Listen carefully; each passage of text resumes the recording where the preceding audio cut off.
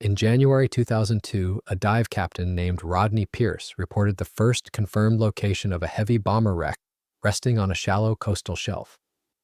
The airframe was identified as a consolidated B-24D-5 CO Liberator.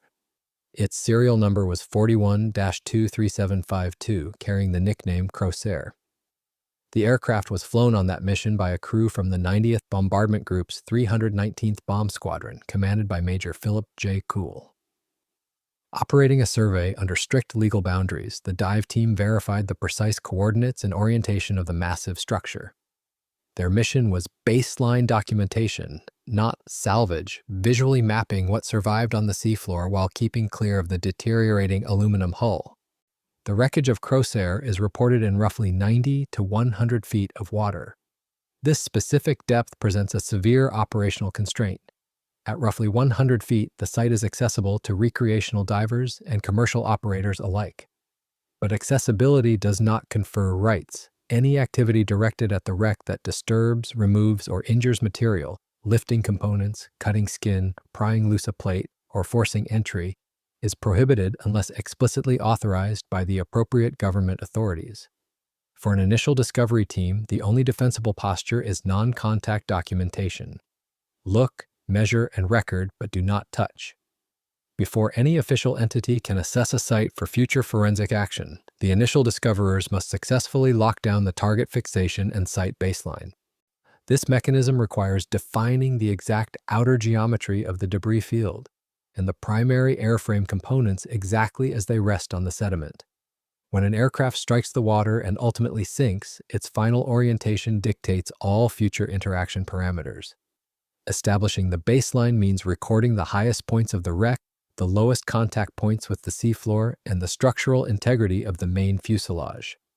Establishing this baseline required divers to swim a set pattern, logging visual data points at fixed intervals. Every measurement taken at this depth became a permanent reference point. This rigorous process maps the physical reality of the site against historical loss records. It forces investigators to separate what the ocean currents have damaged over time from what was damaged during the initial crash sequence. For Crosair, establishing this baseline showed the wreck lies largely in one piece, but with the entire underside torn open and the tail folded over the fuselage, damage that still leaves the main structure recognizable instead of reduced to a wide scatter field. Locating a heavy bomber in 2002 meant working through decades of marine growth and structural settling without disturbing a single panel. The team held the perimeter, capturing photography and video, then matched overall configuration to wartime loss records. Confirmation by observation, not extraction. The completed baseline survey fixed the wreck's coordinates and confirmed that the 319th Bomb Squadron aircraft still lay largely together as one continuous structure on the coastal sediment. By locking down the visual perimeter, the team preserved the site's exact resting state for any future evaluation. But that visual continuity posed the real puzzle. A heavy bomber sits largely intact on a shallow coastal shelf, despite a belly ripped open and a tail folded over the fuselage. Damage that demands an explanation for how a notoriously fragile airframe survived first contact with the ocean. Executing a water landing in a heavy bomber engineered with a high-mounted Davis wing and vulnerable lower bomb bay doors presents a lethal trade-off edge. The structural design optimizes long-range aerodynamic efficiency but ensures rapid flooding and extreme deceleration upon striking the ocean surface. On January 1, 1943, returning from a mission against Rabaul, under worsening mechanical and fuel constraints, the flight crew faced a binary operational limit. They had to attempt an emergency water landing off Kawa Island or risk losing control before they ever reached land. The pilot accepted the severe risks of a ditching.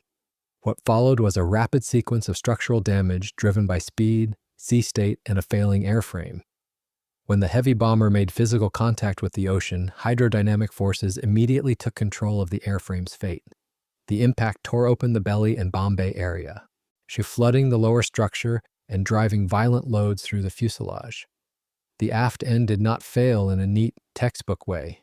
Instead, the tail was badly displaced and folded over the fuselage, still connected by upper structure, leaving the rear geometry dramatically misaligned rather than cleanly twisted, like a shaft through an exact 180-degree rotation. The aircraft shed its final forward momentum and settled into the swells with its tail violently torqued.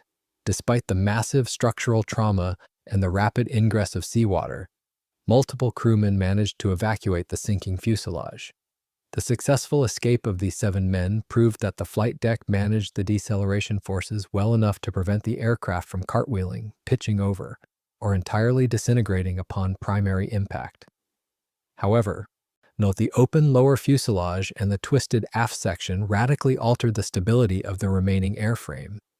The heavy bomber was never designed to maintain buoyancy, and the specific damage pattern sealed the operational fate of the aircraft in a precise and problematic manner.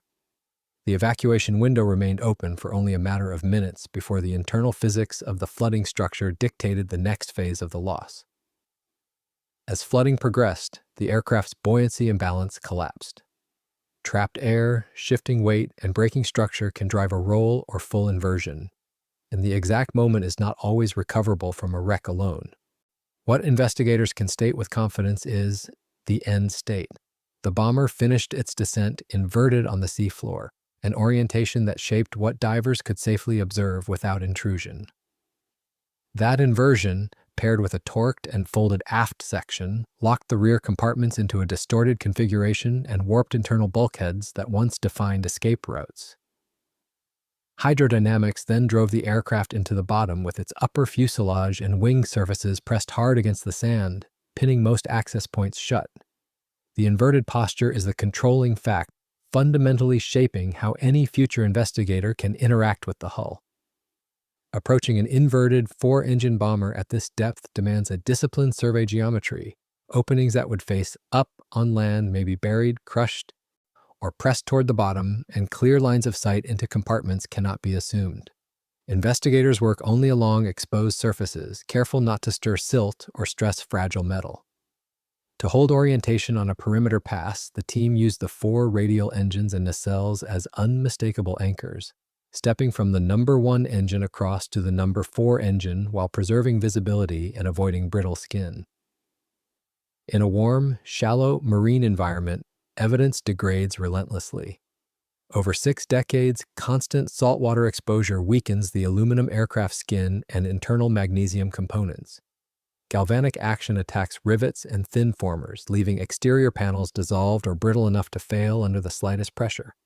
That decay forced a hard choice: clear growth to chase serial details, or leave it intact to preserve what structure still holds. With the airframe already compromised, the no-touch mandate was not formality, it was survival for the evidence. One careless scrape could trigger a localized collapse and erase the wreck's remaining configuration in seconds. Moving aft from the trailing edge of the wing root, the surveyors encountered the site's most severe distortion and documented the impennage without entering the surrounding debris field. Along the inverted fuselage, the baseline showed a rear section violently displaced, with angles that can read as reversed depending on viewpoint. The documentation point was simple: severe deformation captured externally without contact, and without pretending the geometry supports a clean degree count. This highly disciplined survey method, recording the exact angles of the twisted metal solely through external visual observation, ensured the forensic geometry remained completely pristine. By maintaining a strict standoff distance throughout the dive, the team successfully traced the entire perimeter of the heavy bomber. They verified that the main wing spar, the 4 engine nacelles, and the violently twisted tail section remained locked together as a single continuous structure resting heavily on the coastal shelf. Documenting the exterior geometry proved the airframe was largely contiguous, but it also confirmed that the critical access points to the aft section were structurally sealed against the sediment. Correlating the 1943 survivor debriefs with the physical reality of the 2002 wreck site created an immediate contradiction. Wartime records describe a rapid surface evacuation, yet also report personnel trapped in the aft section, while the modern site presents a fully inverted airframe pressed into coastal sediment, with doors, hatches, and bomb bay openings either crushed against the bottom or twisted out of alignment. The survivor arithmetic is not absolute across later summaries, but the operational constant is. The aircraft remains a potential MIA site until primary records and forensic work close the case, and the sealed aft section must be treated as a possible resting place for unrecovered crew. Primary flight logs and later accounts reported that Sergeant Carol E. Domer was trapped deep inside the aft wreckage as the water overtook the airframe. The surveyors had to test that claim using exterior geometry alone. Along the inverted aft section, they documented crushed waist gunner windows, warped formers, and deformed bulkheads, and critically, the absence of any rupture large enough to permit a human exit. The exterior skin remained largely contiguous despite the distortion, indicating the compartment did not break open during descent or on bottom contact. In practical terms, the aft section was sealed while the bomber was still at the surface, and anyone trapped during the initial flooding remained inside permanently. That conclusion changes the rules. Any further action becomes controlled, official accounting work designed to preserve context, custody, and dignity. Never an open-ended salvage impulse. For the civilian dive team, understanding the rules of bounded excavation meant recognizing an absolute physical limit to their operation. But they possessed neither the legal authority nor the specialized dredging equipment necessary to execute a grid recovery. Furthermore, the ongoing evidence degradation had rendered the twisted aft section incredibly fragile. The saltwater environment had eaten away at the structural rivets for decades. Any unauthorized attempt to pry open a jammed hatch or clear the crushed aluminum near the waist positions risked triggering a localized structural collapse. A sudden collapse would not only destroy the remaining historical geometry of the aircraft, but could directly crush the fragile forensic evidence they were trying to identify. The external survey had achieved its maximum permitted scope. The divers had successfully correlated the historical survivor math with the physical reality of the twisted tail, proving without a doubt that the aft section remained a completely sealed environment.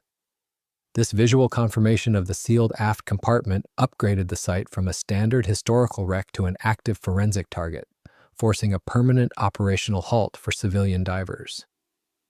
The moment a civilian team suspects unrecovered personnel may still be within a sealed compartment, the operation pivots. The responsible move is to stop any activity that could disturb the site and notify the appropriate authorities, providing coordinates and documentation while leaving the wreck as found. This is not just etiquette. It protects evidence, preserves dignity, and prevents a private expedition from crossing into actions that may be unlawful without explicit authorization. Upon this confirmation, the heavy bomber was officially designated as a protected military war grave. Jurisdiction shifted to official U.S. accounting authorities, anchored in the Central Identification Laboratory, Hawaii, later consolidated into JPAC, and today carried forward under DPAA. Under this authority, commercial salvage, private recovery, and any unauthorized artifact retrieval are prohibited. The authorized priority is accounting for missing personnel, not collecting aviation hardware. Raising an entire airframe from a shallow seabed is a major intervention that would require explicit approvals, coordination with the coastal state, and a mission-driven justification. In practice, the wreck is treated as a protected site and a forensic environment, with disturbance kept to the minimum required for sanctioned identification work. Enforcing the lockdown depends on sovereign immunity and permitting authority. Discovery does not equal possession. Private citizens may locate and visually document a sunken military aircraft, but they have no authority to disturb, alter, or remove material without authorization. Once that interest is asserted, the coordinates become a restricted forensic location. Observe, document, and leave it as found. To execute this jurisdictional transfer properly, the civilian survey team must hand over all gathered telemetry, video evidence, and mapping data directly to the federal authorities.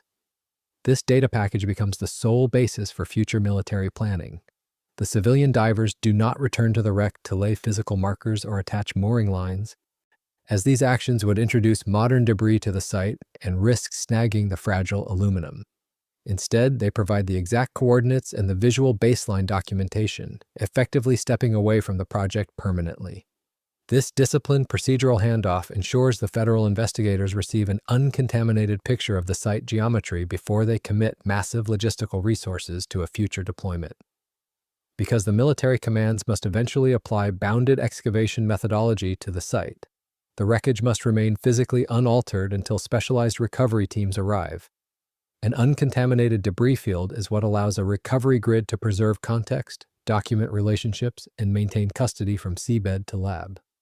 One unauthorized souvenir, one plate, and one piece of gear can break that chain before the accounting work even begins. However, implementing a rigid legal boundary creates a hard operational paradox. The designation can restrain legitimate salvage and well-meaning historical groups, but it cannot change the ocean's physics or deter every actor willing to violate the law. The wreck remains exposed on shallow coastal sediment, vulnerable to both relentless natural degradation and opportunistic intrusion. A 59-year gap exists between the initial loss of the airframe and the establishment of a documented forensic baseline in 2002. During that nearly 6-decade window, the wreckage lay completely unprotected from natural and human elements. Establishing the baseline in 2002 finally initiated a formalized system of permanent stewardship over the site. This long delay fundamentally shaped the operational reality for modern investigators. The structural timeline dictated that when federal authorities finally assumed control, they inherited an airframe already pushed to the absolute edge of its mechanical limits. The military commands had to immediately lock down the site without any opportunity to prepare the fragile aluminum for long-term preservation. This timeline delay forces a severe, continuous trade-off between physical preservation and forensic integrity. The site remains locked under the strictest non-disturbance rules, yet the continuous evidence degradation caused by the shallow saltwater environment systematically dissolves the remaining aluminum structure every single day. The strict legal boundary prevents unauthorized divers from physically touching, bracing, and/or reinforcing the wreckage.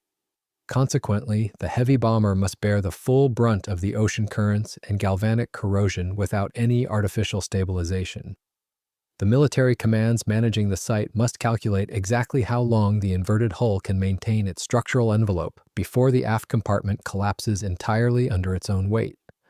Leaving the wreckage completely unaltered ensures that the forensic context remains pristine, but it guarantees the eventual destruction of the aircraft itself.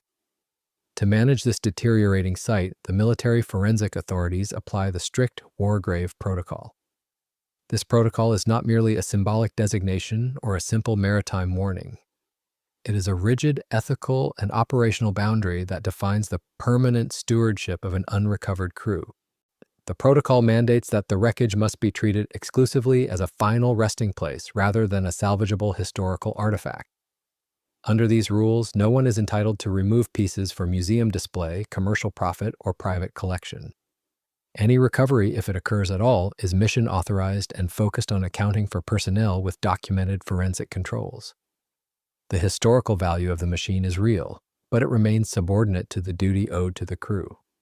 Implementing the war grave protocol on a shallow coastal shelf requires constant external monitoring. Because the site cannot be physically enclosed or recovered, stewardship relies on periodic visual audits, localized maritime enforcement, and reports from regional dive operators and historical watchdogs. The threat is immediate and physical. An anchor drop, illegal dredging, or fresh signs of looting can destroy the sealed aft context in seconds. The protocol acknowledges that vulnerability and answers it with enforcement and disciplined restraint, not casual intervention. The long-term strategy for the site is defined by patience and procedural discipline. The wreck is trapped in a race against the marine environment while planners wait for the alignment required to launch an official recovery. Specialized dive teams, proper dredging equipment, and forensic personnel able to process the site continuously without interruption. Until that matrix is in place, the aircraft is left where it lies, so the historical and forensic truth inside the sealed compartments is not traded away for speed. The inverted hull of the Crosair remains locked in 90 feet of water, fundamentally serving as a highly monitored, strictly enforced forensic boundary until a fully authorized defense (EPOWNMMIA) accounting agency recovery grid can be deployed to retrieve the final crew members.